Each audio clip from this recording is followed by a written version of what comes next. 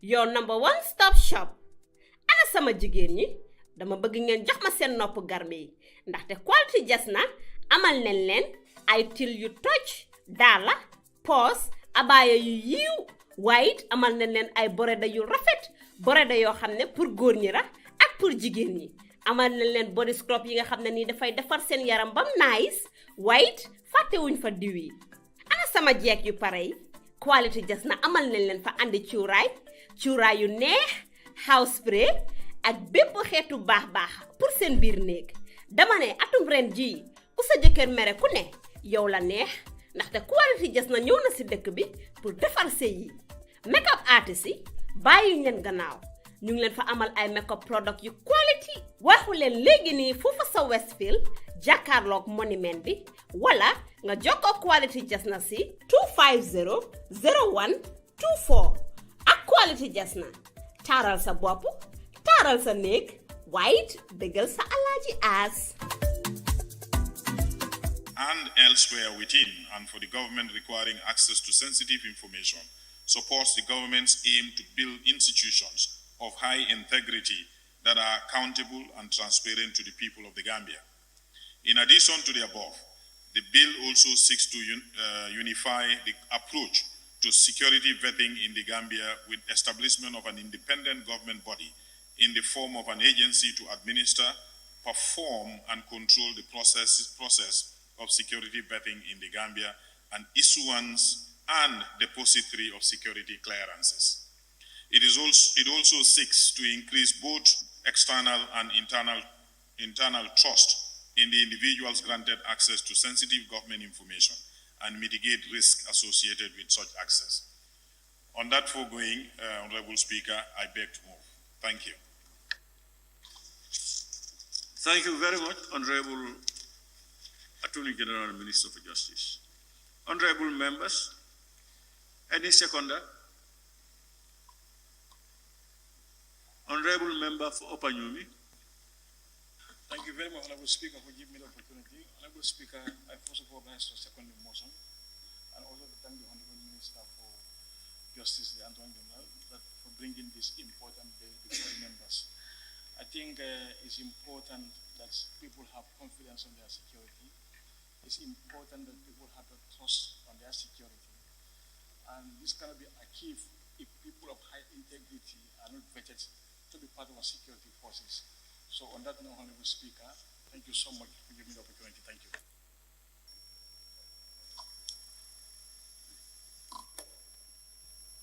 Thank you very much, Honorable Member for Upper Nyumi. Honorable members, in accordance with Orders 67.1 of the Standing Orders, I will now open the floor for debate on the general merits and principles of the bill. As usual, we have only 1 hour for the debate.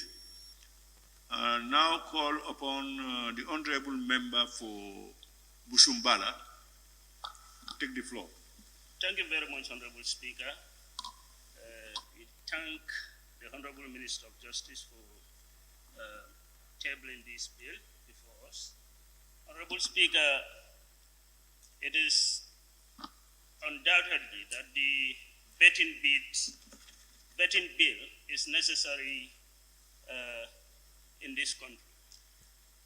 Having seen various appointments that has been done, with the coming of this vetting bill will undoubtedly made provision for proper and potential capable individual to hold our offices, particularly the security sectors.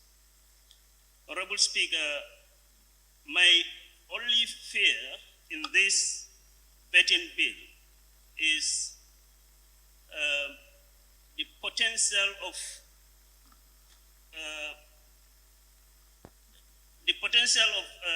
discrimination that may be possible, that may be a possible factor of those capable and have the capacity to hold offices, but because of the various steps that has been indicated in the provisions of this bill is, I believe, is too rigid. Like the fact that a potential holder, post holder, who has already been in existence of that position may be subject to vetting again. And I may say it, some of these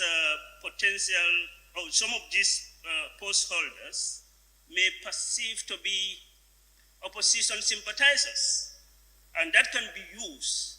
The office, if not clearly stated their mandate, can be used to witch hunt those post holders. Otherwise, it is an important bill, but my fear is the discrimination may be a potential issue that may surface in their operation. Also, if you look at the objective of this bill, you will also realize that sensitive information, personal informations, may be at the may be available, may be furnished to the vetting authorities, and some of these vetting authorities may also use.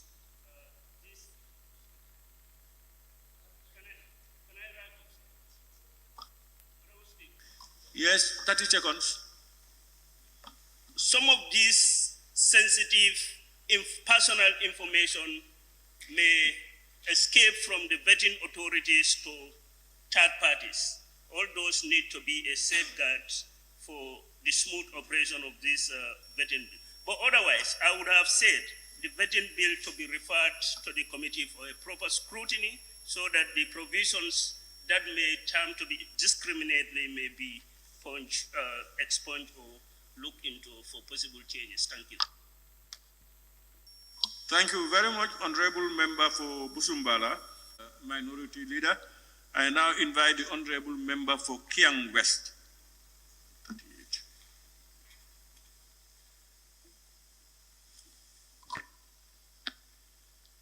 Honorable Speaker, thank you very much.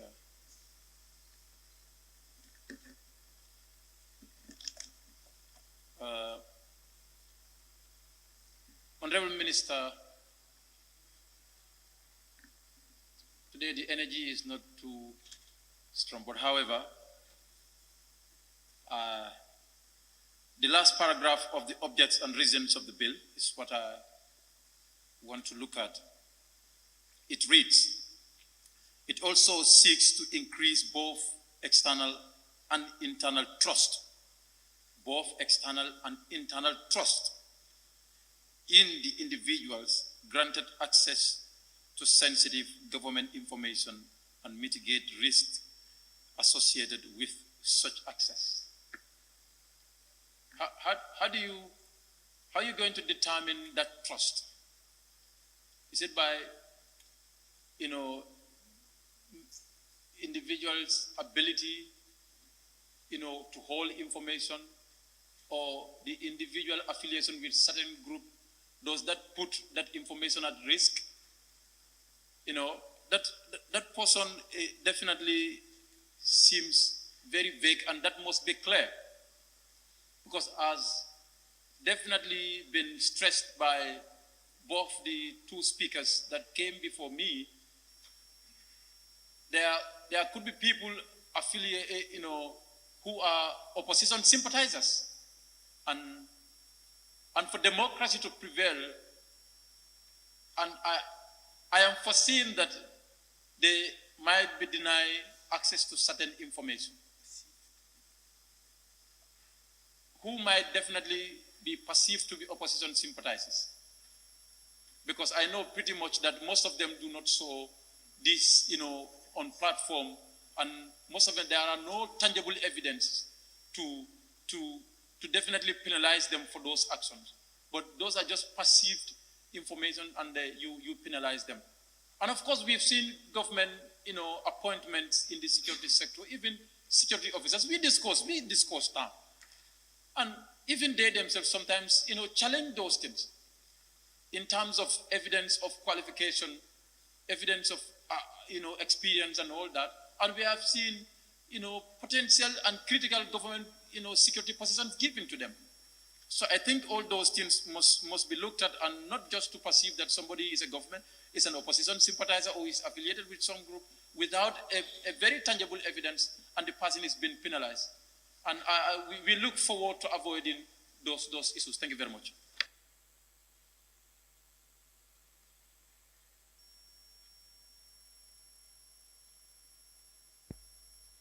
For Kiang West. I now invite the Honorable Member for Upper Fladu West. Yes, thank you so much, Honorable Speaker. First of all, I would like to thank the Minister for bringing this important bill. We are still on the reform process because the first bill that we talk about is all part of security reform. And also talking about this vetting bill is an important component as far as security reform is concerned. Because if you look at the object and reasons of the bill, whereby it states that an agency will be set up in order to do the vetting process, I think this is very, very timely. And then we are living in a country that is very, very small. Sometimes, actually, what is happening in government, if you go outside, what is translated outside is different. Just like as Honorable Member for Kiang West have highlighted, whereby there are people outside who may have, this mind that this particular person in position is not fit for that particular position. So I think coming up with this vetting bill will allay all those fears, whereby people will hold positions and they are not fit for that position. And then also this vetting bill will create that avenue. Whosoever is to be given a particular position, the person has to be a credible person, has to be competent, has to be reliable, has to be someone who loves the country, and then all these things are very, very important as far as this vetting process is concerned. But I just want to ask the Honorable Minister one thing. That is it that this vetting bill, when it is passed, is it purely for only security officers? That's my concern. And the other concern that I want to ask, whether when this vetting bill is passed, will it be subjected to retroactive? Because as highlighted by one of the members who said that there are people in position, if this bill comes into law, for example, is it that there will be that retroactive clause to the bill whereby even those in position will still be subjected to vetting? So these are the two questions that I want the Honorable Minister for Justice to shed more light on it. But apart from that, I think this is part of the reform process. When the Barrow administration came to power, these were some of the promises that they made to Gambians, that there will be security reform. And this is very, very important. Whosoever is to hold position as far as security is concerned has to be someone who is reliable, competent, and then loves the country.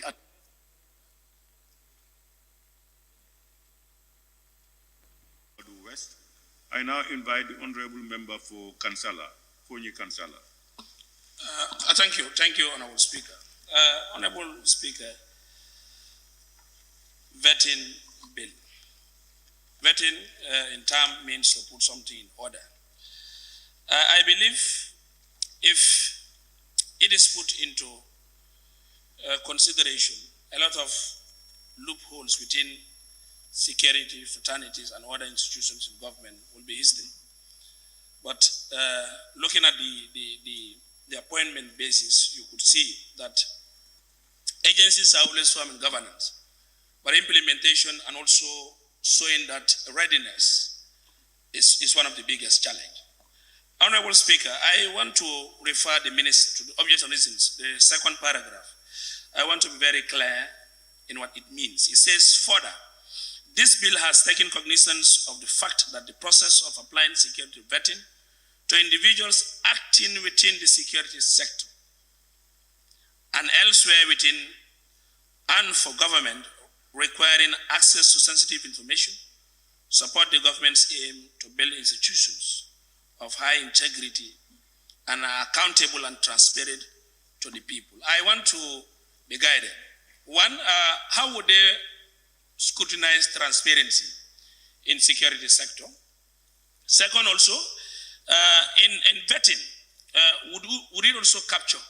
Because looking at the bill generally, and also object and reasons, there is no caveat that is streamlined to say, security level this and this. Is it going to be an entire security apparatus from the head down to the last cadre? I want to be guided.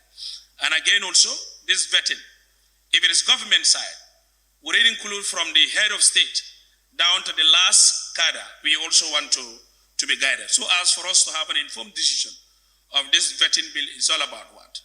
If it is so, I think it will give us that leverage right for people to be guided. And again, we have a lot of people who are instated in the army or in security sectors that are alleged. And they've also voiced out and said, we will participate in mutiny if this chance passes. What would this bill address those people? I think you could refer back to the TRRC, it's mentioned. I want to be guided. If such people, what would this vetting bill address? So as for us to know if we'll also perform that role. I believe, in all honesty, we could reach a level where we see transparency and issues of governance. Governance is not a child play game. Government is about the will of the people and again stand to improve their living condition. So in vetting, I want to be guided. Who do we vet? Which level? And who are they? And from who do this bill address?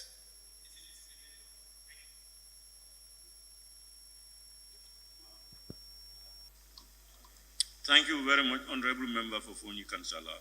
I now invite the Honorable Member for Tumana. Thank you very much, Honorable Speaker. Honorable Speaker, security is very paramount. Security is very, very important. We need to be secured. And our security needs to be given to people who are patriotic citizens, who are loyal to the country, who are loyal to the state. Therefore, for our security personnel to go through vetting, I think it is very, very important and prudent. And also, one thing also, the agencies that is going to be set up is going to be comprised of Gambians. And we need to trust each other. We need to trust our people. It's not the president that is going to sit at that agency. It's not the ministry that is going to sit at that agency. It's our Gambians who are going to sit at that agency to make sure right people are put in the right place. Honorable Speaker, I think this bill is very, very important because we've seen, we were just coming from an era of dictatorship where we all know how things were going on. And this government came to promise us that reforms will take place. And these are some of the signs that this government is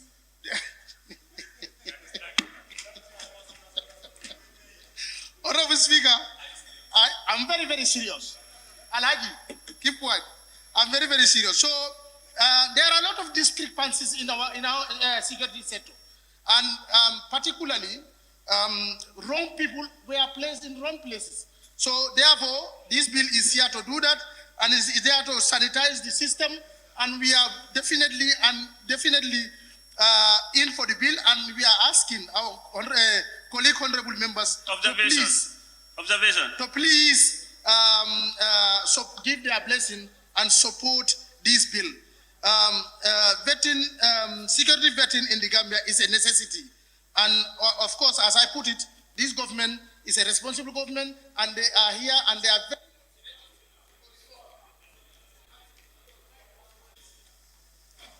Honorable members, as I said, please allow members to express themselves.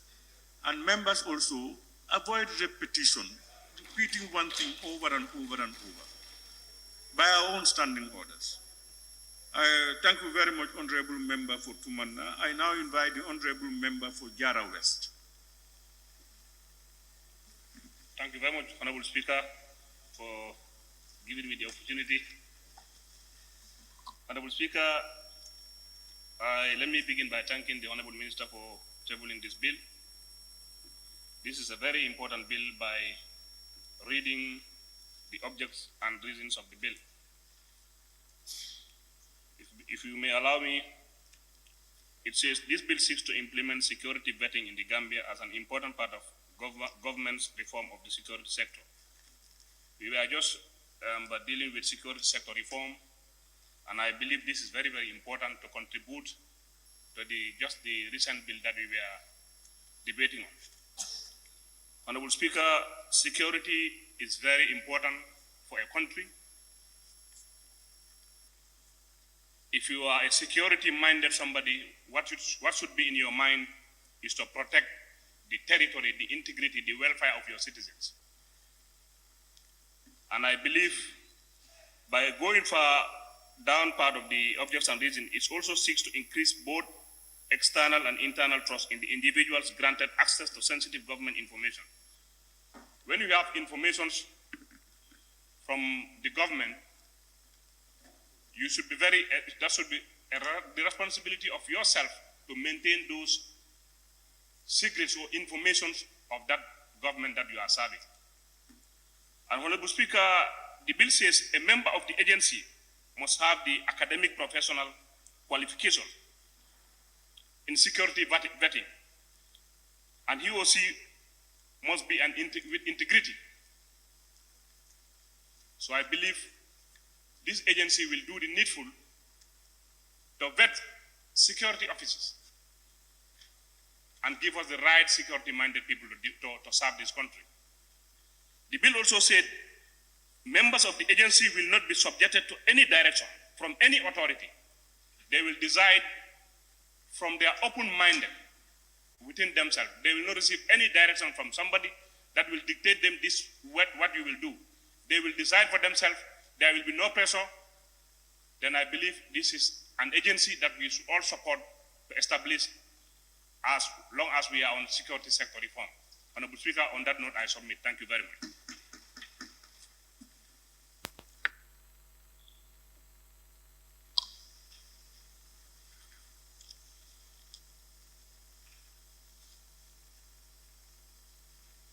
Thank you very much, Honorable Member for Jara West.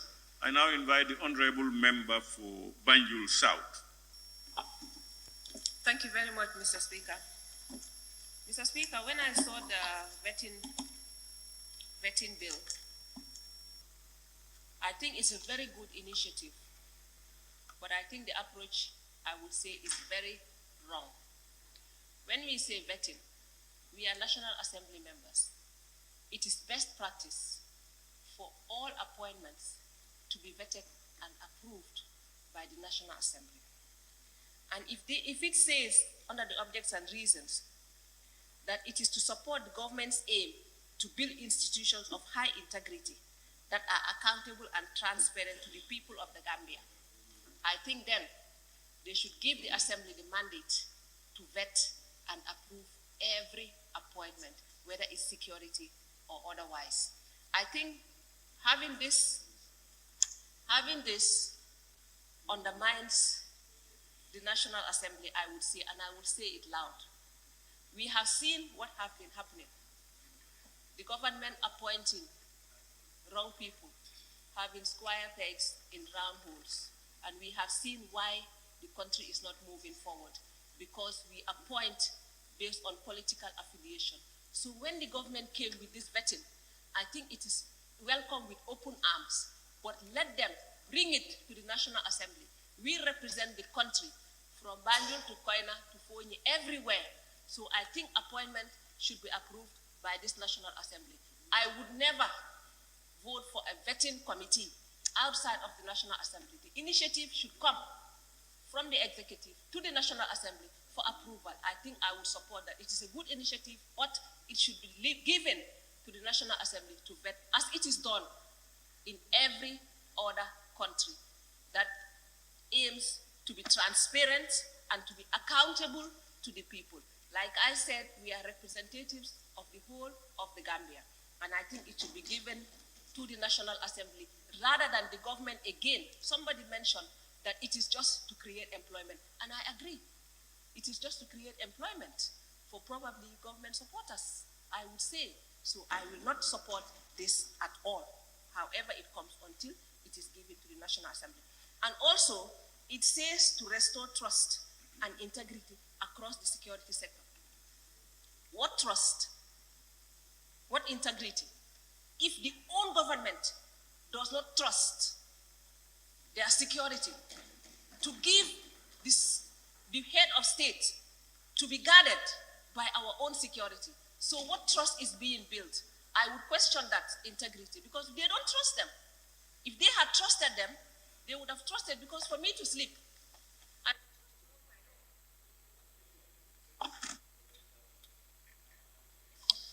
Thank you very much, Honorable Member for Banjul South.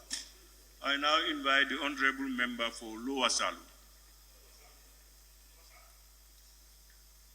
Thank you, Honorable Speaker. My dear, you are surrounded. Honorable Speaker, the member for Banjul South said it must come to Parliament for Parliament approval. I think there's no law in this particular document that we are looking into, because it is very silent. The law is very silent, whereby the vetting of this security comes to Parliament for approvals. Honorable Speaker, the issue of this thing, Honorable Speaker, we have to move from a place. We need to upgrade ourselves, Honorable Speaker. You see, trust and integrity is number one key in a human's life. Honorable Speaker,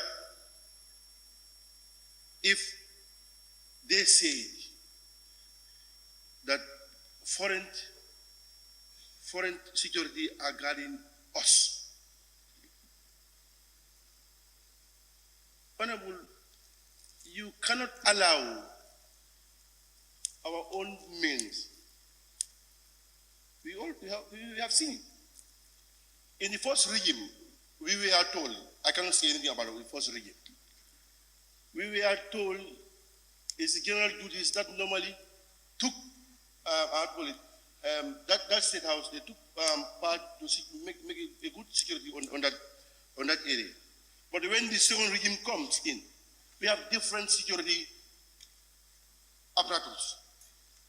We have police, NIA, drone squad.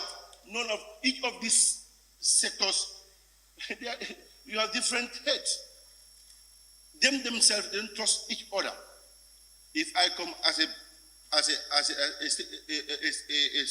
state man, I have to vet the wrongs, whereby to take further on this country. We need stability in our country. Honorable Speaker, integrity is the key of success.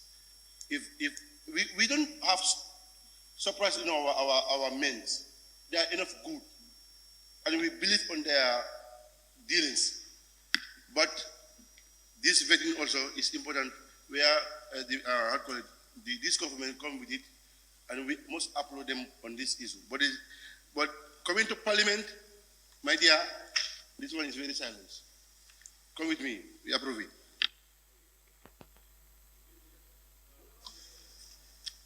Thank you very much, Honorable Member for Lower Salou.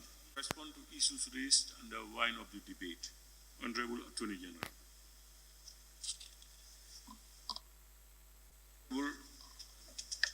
You can go ahead. Thank you very much, Honorable Speaker. I'm happy, Busumbala, you spoke first, and thank you for the support of the bill. And the minority leader, you both touch on possibility of witch hunting. And I would want to emphasize that that is the very reason this bill has been put in place. I give a context. As part of the security sector reform, some of you would hear calls in the public domain that some people are not supposed to be serving in some of the services as of now.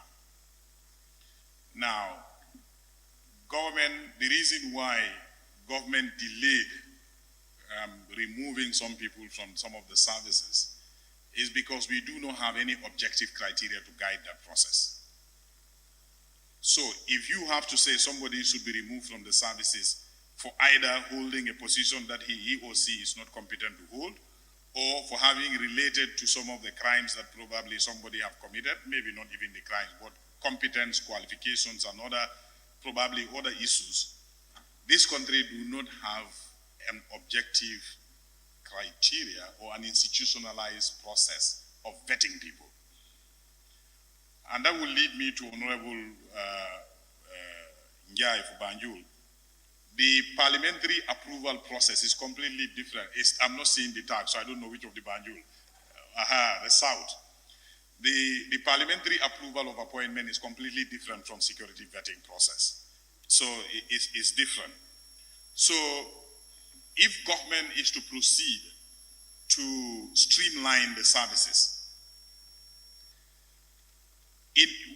currently, if we proceed implementing that policy, it will always be criticized, and we couldn't defend it, because what will be your basis? So this is the reason why government took a policy position to institutionalize the process. And this will be an institution that will be a professional institution only to do security clearance. And they will have the capacity, they will develop the rules and procedures, and they will apply those rules and procedures. For those of you who are wanting me to assure you that it will not be used as a witch hunt, in fact, that's the reason why we are institutionalizing, so that it will not be a witch hunt. Otherwise, today, if you want to retire a general, like we have started seeing, what would be your basis? If you want to deny somebody from being promoted to a particular rank, what would be your basis? So there will be a vetting system in place by this vetting institution.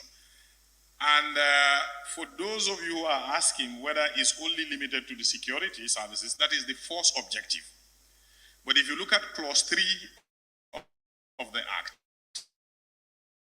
or the bill as it is now, the application is defined. It will apply to anybody that is to handle sensitive information of the country.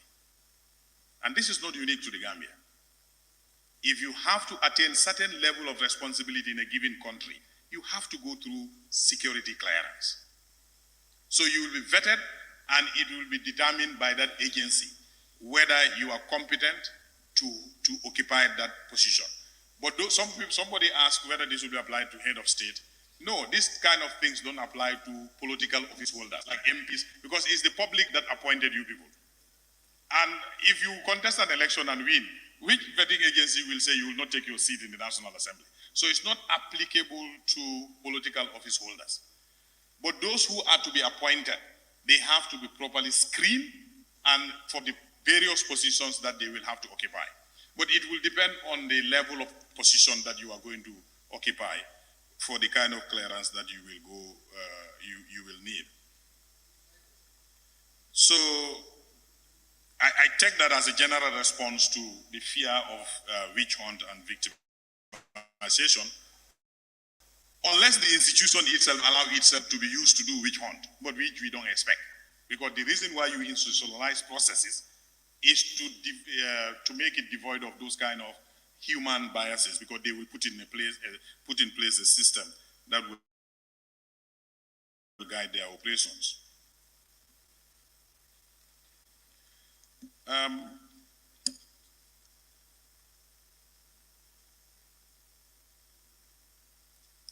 So that's gone a long way on answering some of the concerns. But there is, I think, Opafuladu West, whether the bill will have retrospective.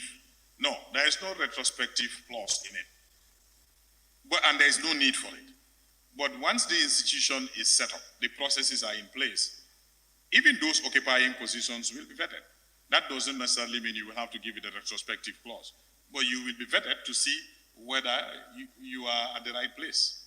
If, I know the natural question that will follow is, how about if the vetting conclusion finds that you are not competent to hold that office. That's now for the policymakers to advise themselves. But vetting will take place immediately after the institution or the institution is put in place. But to do that, they don't need a retrospective clause.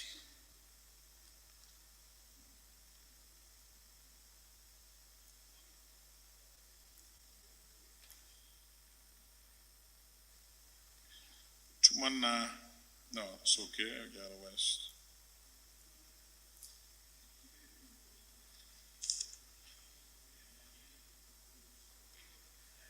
Well, for Nyamina Dankunku, the creation of a new agency and the impact of that on the budget, my only response to that this is a deliberate government policy. And if government decides that it should be put in place, I think government have factored that in place already. I'm not sure whether I can take follow-up questions, but that's my answer to your question. Thank you very much, Honorable Speaker. Thank you. Thank you very much, Honorable Attorney General and Minister for Justice. Let me, on behalf of both sides of the Assembly, thank you for ably tabling your bill and responding to honorable members' questions and the winding of the debate. And let me thank all honorable members who have participated or who, because of time, could not participate. Honorable members, it has been moved and seconded that the bill entitled Betting Bill 2023 be read a second time. Those in favor, please say aye. Those not in favor, please say no. The ayes have it. It seems as people are hungry. Clerk, can we read the subtitle of the bill? But you said...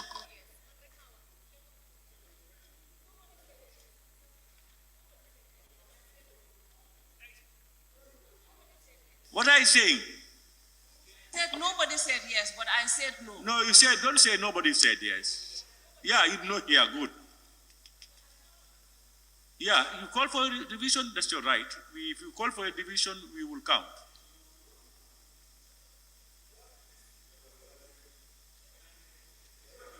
(2023). Honorable members, in accordance with Order 68.1 of the Standing Orders, the bill is hereby referred to the Assembly Business Committee for committal to either a committee or committee of the whole Assembly. Once again, I thank Honorable Attorney General and Minister for Justice and your technical backup and all honorable members. Clerk, may we proceed? Order 66. Second reading of the National Research and Innovation Fund Bill 2024 by the Honorable Minister for Higher Education, Research, Science and Technology.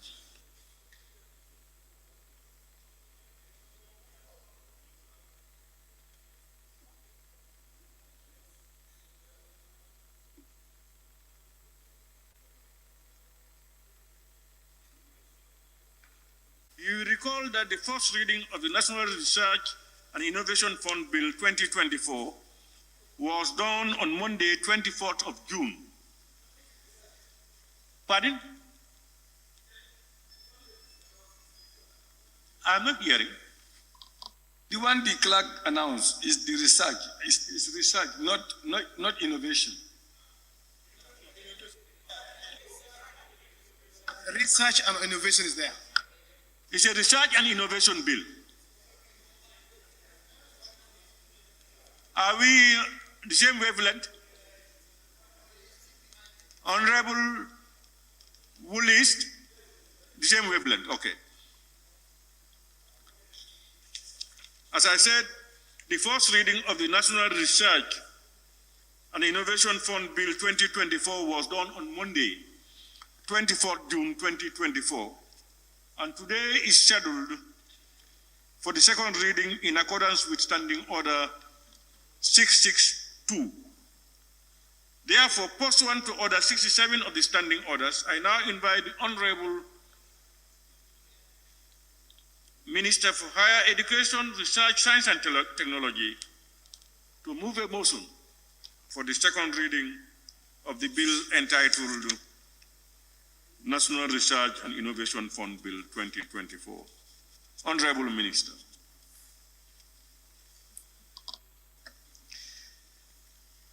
Honorable Speaker, I here move the National Research and Innovation Bill 2024. Objects and reasons. The Gambia hosts a modest research and innovation system that displays weak linkages among the local actors, universities, public research organizations, enterprises, and civil society. Barriers towards research and innovation, according to stakeholder interaction, reveal that access to funding for research and innovation remains a significant challenge. This is due to the existence of lending practices with high interest rates and unfavorable terms on credit and stiff collateral conditions. It is therefore important to encourage and fund research and innovation activities across priority sectors of the economy for an increased generation of new knowledge, technologies, and innovations that contribute to the country's socio-economic growth and development.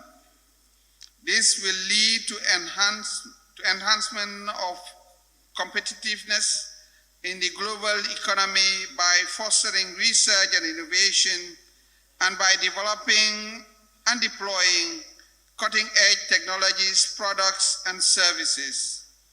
Cognizant of this, the Ministry of Higher Education, Research, Science and Technology, MOHAS, has proposed a National Research and Innovation Fund Bill 2024 to help reverse the situation by providing access to finance, research and innovation activities among key actors of the research and innovation ecosystem. Being the first of its kind in the research and innovation ecosystem in the Gambia, the bill seeks to propose a funding model for scientific research, technological development, as well as innovation and entrepreneurship projects in the Gambia. Upon establishment, the fund will help to address the current low output of research and innovation by providing options for funding. As part of the fund's utilization, the bill has identified priority areas for funding research and innovation projects in line with the MOHAS Strategic Plan 2021-2025 and the prevailing National Development Plan. Additionally, the bill provides equal opportunities for all groups, including differently abled women, girls, and youth.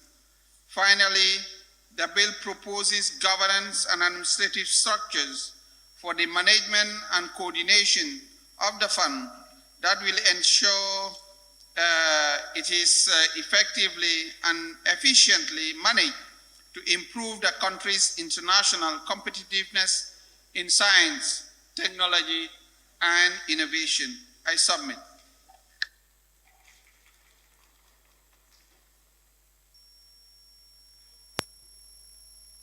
Minister of Higher Education, Research, Science and Technology. Honorable members, any seconder? Honorable member for Upper Salem. Thank you very much, Honorable Speaker. And I rise to second the motion of this bill, which is the National Research and Innovation Fund Bill. Honorable Speaker, I think this bill is right on time simply because we cannot make decisions in the 21st century based on opinions only. And I think the funding of such a research is going to help us a lot to have scientific evidence when we make decisions in this country. Honorable Speaker, for a very long time, in fact, by looking at the name of the ministry itself, Minister of Higher Education, Research, Science and Technology, I think it's about time for us to have a fund that will be able to help them in the research that they want to provide to this population. Honorable Speaker, if you look at the budget in this country, you realize that most of the budget entities, you may see 1 million, 2 million here and there, and at the end of the day, total, you're talking about almost 11 million for research. I think this is grossly inadequate. And the creation of such a fund by the ministry is going to help us a lot to be able to structure how we want to conduct this research, because research actually means money. You need to spend a lot of money.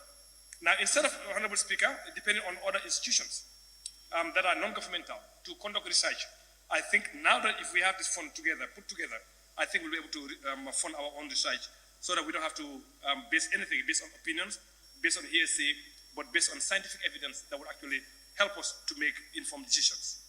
Honorable Speaker, just to confirm that I'm fully in support of this bill, and I'm fully in support of the creation of a fund that will be able to help us in research and development in this country, particularly in our education institutions like the University of Gambia, Gambia College, and other institutions of this country. So I support this bill. Thank you.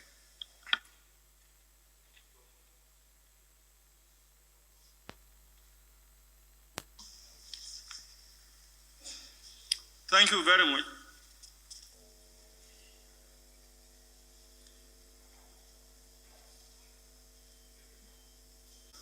In accordance with Order 67.1 of the Standing Orders, I will now open the floor for debate on the general merits and principles of the bill. General merits and principles of the bill. Any, yes, Honorable, is it for your names included? Pardon? To take part? Okay. Good. Okay. I now invite honorable members, the honorable member for Fonyi Jallow. Thank you very much, Honorable Speaker. May I also thank my Honorable Minister. I think these are some of the bills that I'll commend this government 100%. And these are the bills that we are looking forward to, because research and innovation is the mother of invention. It's the only thing that can take the country forward and create employment and can change the structure of our country. So this is something for me, it was not even worth going to the third reading. When progressive bills comes, it is about modernization. So it is about improving the lives of people. It is about creating employment. This one should have even stopped at the second reading and we just pass it straight away. Because we don't need to waste time. Thank you, the new administration of Barrow, for bringing such bills.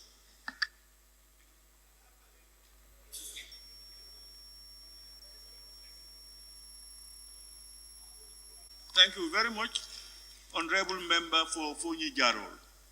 Honorable member for Banjul South. Thank you very much, Mr. Speaker. I will also join my colleagues to support this progressive bill, because a nation cannot progress without proper research. And like the honorable member for Upper Salum mentioned, we cannot be speculating. We need to base things on facts.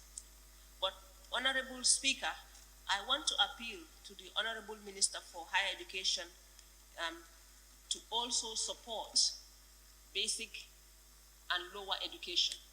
Because if we need to have proper researchers, rather than wasting our resources, we need to have good students. And if we do not have good early start, all our research will be futile, because we will not know where to start and what to do. Everything is based on your learning from the very early age. Honorable Speaker, I always take myself as an example. I started school when I was only 2 years old. And along the way, I was a late developer. But what I learned at the early age eventually caught up with me. And that is why I excel in everything that I do. So I am appealing, to the Honorable Minister to also think of the basic and secondary education. And when the budget comes, we are appealing to this August Assembly to increase the budget for education, because without education, the country will go nowhere. And without proper basic education, this bill will not take us anywhere, because we can have the fund sitting there, but we will not have the people to do proper and good research. Thank you.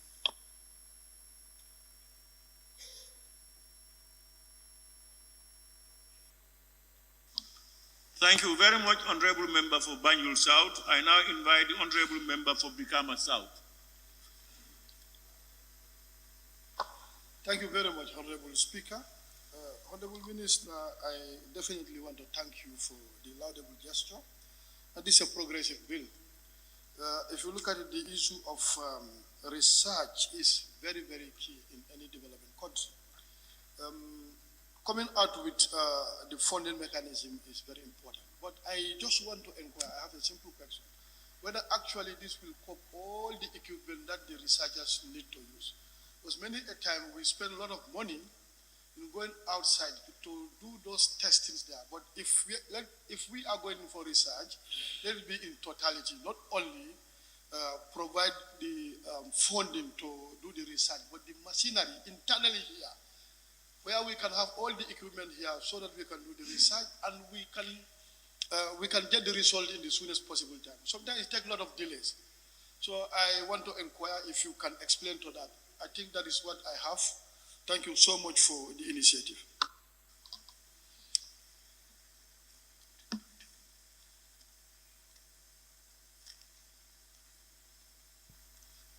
Thank you very much, Honorable Member for Brikama South. I now invite the Honorable Member for Fonyi Kansala. Thank you, Honorable Speaker. And I thank the Minister of Higher Education, Research, Science and Technology.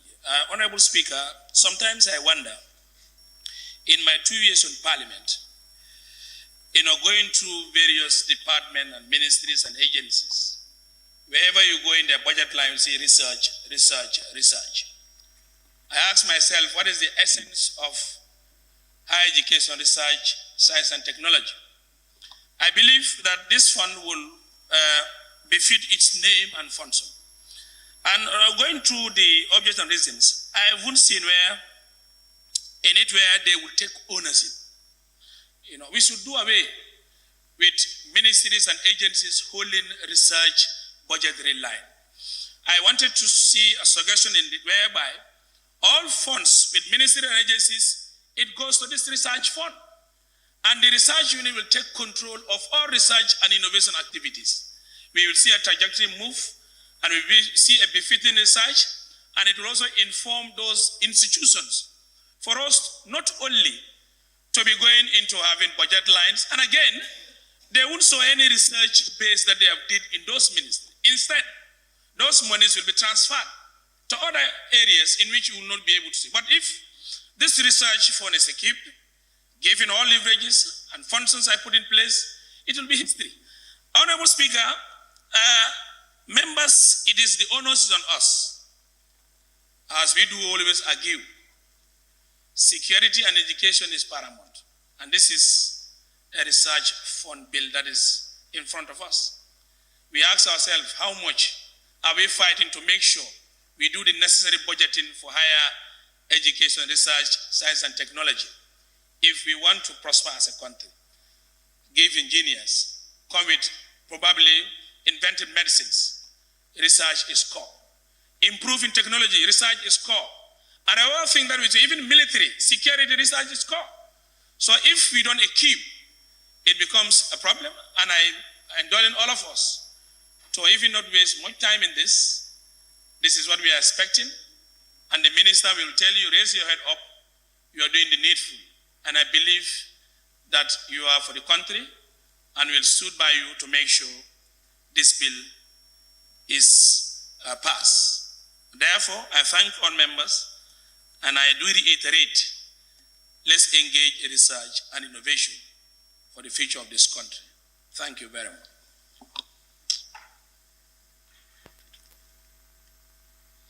Honorable Member for Fonyi Kansala. I now invite the Honorable Member for Talinding Kuja. Thank you very much, Honorable Speaker. Let me profoundly thank the Minister and the Ministry for this laudable initiative. Research and innovation is fundamental for any developing country, but even developed countries are investing hugely in research and innovation. If we want to develop, these are some of the mechanisms we should put in place that encourages people to do research, to generate new knowledge, as the minister called it, and also innovate technologies that will advance this country. And oftentimes, we are not sort of men and women who have the potential to do research. We are not sort of men and women who want to innovate, who are gifted to innovate things in our development countries. But oftentimes, the hurdle, the challenges are access to funds. So it's very important that there is this kind of funds that allows individuals who are ready and willing to do research in these priority areas, so that they have access to funds to enable them, help this country to move forward. And the one thing I like about this fund is the opportunities that it avails to other groups, especially the differently abled, the women and girls and youths in particular. Because most of the times, in your prime age, that is when your mind is very fertile. That is when your ingenuity is very high. And sometimes this is the energy we need to tap if we want to promote research and innovation. And I very much like that the fund is going to focus on youths and women, particularly the differently abled. And more importantly, also the management, is very important. Then when these funds are there, it is judicially managed, so that even the funds are there, the access to the funds also does not become another hurdle for people who want to. I just rise up to add my voice to say that this is very commendable, and it is something we cherish, and then we give our blessing to this. We thank you very much, Honorable Minister. Thank you. Thank you very much, Honorable Member for Talending Kunjang. I now invite the Honorable Member for Brikama North and Minority Leader. Thank you very much, Honorable Speaker. The bill seeks to propose a funding model for scientific research, technological development, as well as innovation and entrepreneurship projects in the Gambia, and that the fund will help to address the current low output of research and innovation by providing options for funding. Honorable Speaker, on the objects of the fund, the object of the fund is to provide finance to supplement research and innovation in post-secondary education, including TVET education and research and development in the Gambia. This initiative is long overdue. In the sense, Honorable Speaker, it should have come since the time when the University of the Gambia was established, since at the time when the Ministry for Higher Education, Research, Science and Technology was also created. We cannot have a university without investing heavily more on research and science and technology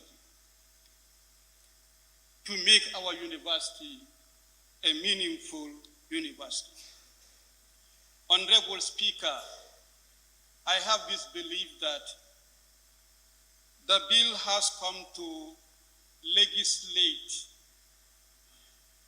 what was supposed to be done since 2019, when the Ministry of Higher Education and Finance, as well as National Assembly, were invited to an international or regional training in Pretoria, South Africa, regarding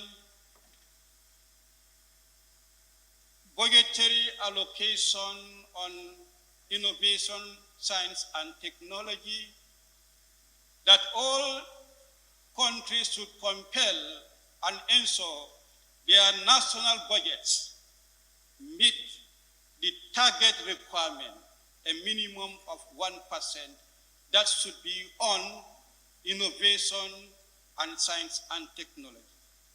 And to make that possible, one way is to legislate. I have the belief this bill is coming to attain that desire for us to contribute wisely.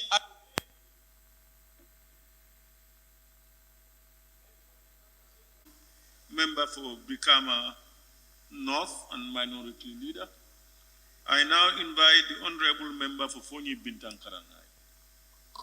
Thank you, Honorable Speaker. Honorable Speaker, the ministry is called the Ministry of Higher Education, Research, Science and Technology. I wonder how the ministry was named without the National Research and Innovation. Because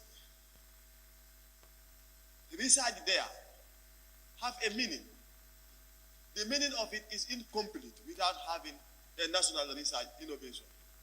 And the research will never be successfully conducted without the fund. And Honorable Speaker, in 2024, as we are in this year, the budget for the Ministry of Higher Education was seriously cut.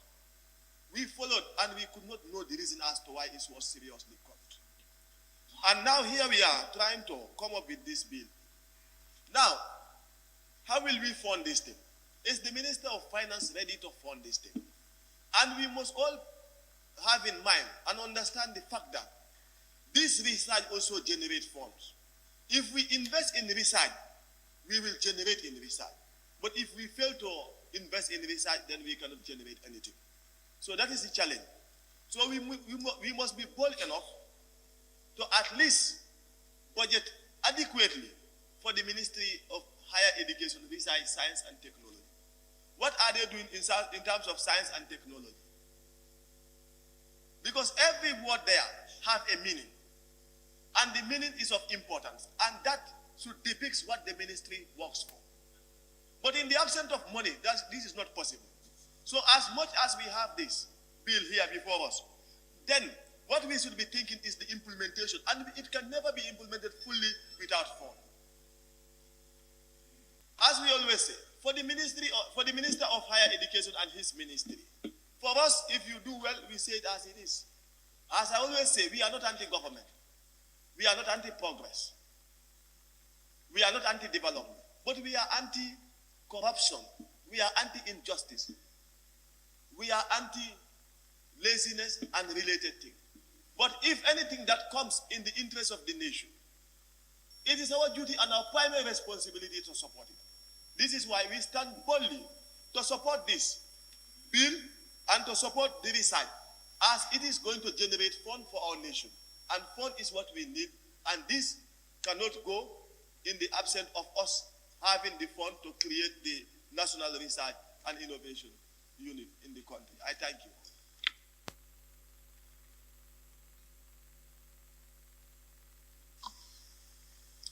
Thank you very much, Honorable Member for Fonyi Bintang Karanai.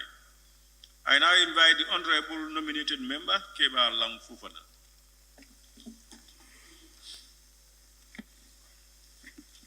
Thank you very much, Honorable Speaker. Honorable Speaker, to start with, I want to commend the Minister for bringing forth a very progressive bill. Honorable Speaker, the bill seeks to efficiently improve the Gambia's international competitiveness in science, technology, and innovation, using research as a baseline. And to start my argument, I want to underscore this famous quote by the Greek philosopher Socrates, who states that the secret of change is not to focus on the past, but to concentrate your entire energy on building the new. Honorable Speaker, when you talk about building the new for Africa and the Gambia in particular, current statistics have shown that the structures and institutions we inherited from our colonial masters are taking us aback. They have not been able to, over time, respond to the social needs with the provision of jobs for our youths. That's why today many youths are what? Going through the back ways. They have not been able to bolster our competitiveness. That's why when it comes to investments, many a times we really depend on what foreign direct investment rather than working on what capital accumulation. So if the government of the day have the foresight and believe in really driven research, technology and development and innovation rather, the standing it requires, I think what we have to do as a parliament is to give them the support. But equally, a word of caution, because this is the future. And if we have to build the future, there should be no mistakes. That's why, Honorable Minister, in my conclusion, I will conclude by asking you a question. In the first paragraph, you did state that the Gambia hosts a modest research and innovation system that displays weak linkages amongst local actors. My question, therefore, is, how will the bill streamline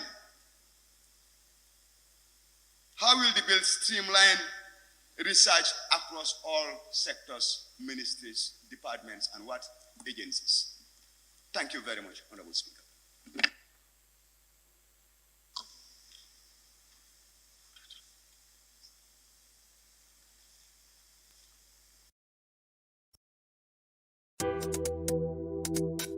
ku yoddu sa xët te quality jas na ñoo yor seen cumbukaay tur day uyu borom jas na pire soo ko bëggee fii si biir Gambia bi dawal foofu sa quality jas na your number one stop shop. Ana sama jigéen ñi dama bëgg ngeen jox ma seen nopp garme yi ndaxte quality jas na amal nañ leen ay til yu toj daala poos abaaya yu yiiw waaye it amal nañ leen ay boreda yu rafet boreda yoo xam ne pour góor ñi la ak pour jigéen ñi amal nañ leen body scrub yi nga xam ne nii dafay defar seen yaram bam nice waaye it fàttewuñ fa diw yi. Ana sama jeeg yu pare yi quality jas na amal nañ leen fa andi cuuraay yu neex house spray ak bépp xeetu baax pour seen biir néeg. Dama ne atum ren jii ku sa jëkkër mere ku ne yow la neex ndaxte quality jas na ñëw na si dëkk bi pour defar sëy yi.